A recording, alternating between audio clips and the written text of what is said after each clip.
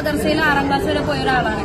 പക്ഷെ മദ്രസയിൽ എന്നെ പഠിപ്പിച്ച കുറെ കാര്യങ്ങളുണ്ട്. അതൊക്കെ ഇപ്പൊ എനിക്ക് ആലോചിക്കുമ്പോ ദേഷ്യമൊക്കെ വരും. അപ്പോ അത് തിരിച്ചറിവുകളാണ്. ഓരോ സിറ്റുവേഷനും ഓരോ സ്റ്റേജിൽ നമ്മള് ലോകം കാണുക എന്ന് പറയില്ല, നമ്മളിങ്ങനെ ഓരോന്ന് കാണുക അറിയുക, ഓരോ ആൾക്കാരോട് സംസാരിക്കുമ്പോഴാണ് നമുക്ക് കൂടുതൽ കാര്യങ്ങൾ മനസ്സിലാവുന്നത്. കണ്ടില്ലേ, മദ്രസയിൽ പഠിപ്പിക്കുന്ന കാര്യങ്ങളെക്കുറിച്ച് ഇപ്പോൾ ആലോചിക്കുമ്പോൾ വല്ലാത്തൊരു ദേഷ്യം വരുമെന്നാണ് ഈ പെൺകുട്ടിയിൽ പറഞ്ഞു വെക്കുന്നത്.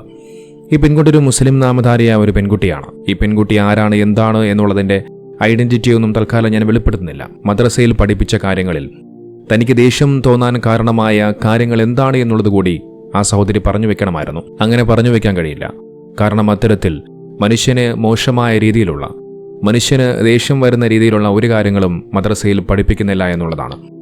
നോക്കൂ, ഞാൻ മദ്രസയിൽ 10ാം ക്ലാസ് വരെ പഠിച്ചൊരു വ്യക്തിയാണ്. ഞാൻ ഇന്നുവരെ എൻ്റെ ജീവിതത്തിൽ ഈ കാലയളവിൽ ഒരിക്കൽ പോലും മദ്രസയിൽ പഠിച്ച കാര്യത്തെക്കുറിച്ച് എനിക്ക് ദേഷ്യം വന്നിട്ടേയില്ല.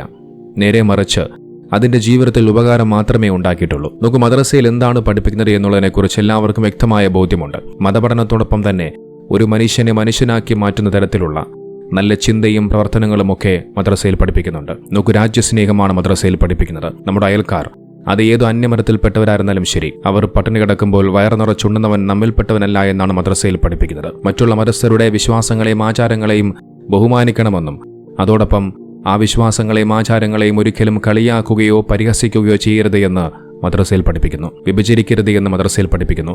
പലിശ കൊടുക്കരുത് എന്ന് മദ്രസയിൽ പഠിപ്പിക്കുന്നു.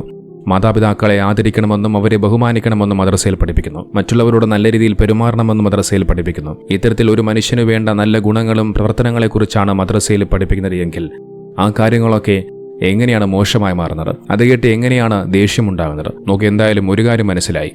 ഈ പെൺകുട്ടി പഠിച്ചത് മദ്രസയിലായിരിക്കില്ല. പാവം, മദ്രസയാണെന്ന് കരുതിക്കൊണ്ട് മാതാപിതാക്കൾ വേറെ എവിടെയോ പഠിക്കാൻ കൊണ്ട് ചേർത്തതാണ്. നോക്കൂ, ഇത്തരം മുസ്ലിം നാമധാരികളായ ആളുകൾക്ക് കാലം മാറുന്നതിനനുസരിച്ച് കോലം മാറേണ്ടതുണ്ട്. അതിനുവേണ്ടി ഇവർ നിരന്തരമായി പഴിചാരുന്നത് ഇസ്ലാമിനെയാണ്. ഇന്നത്തെ കാലത്തിനനുസരിച്ച് ജീവിക്കാൻ ഇസ്ലാമിന്റെ വിധിവിലക്കുകൾ തടസ്സമായി മാറുന്നതുകൊണ്ട് തന്നെ ആ ഇസ്ലാമിന്റെ വിധിവിലക്കുകളെ മുഖവിലക്കെടുക്കാതെ അവർ അവരുടെ ഇഷ്ടം പോലെ ജീവിക്കുന്നു. എന്നിട്ട് പഴി മുഴുവനും ഇസ്ലാമിനാണ്.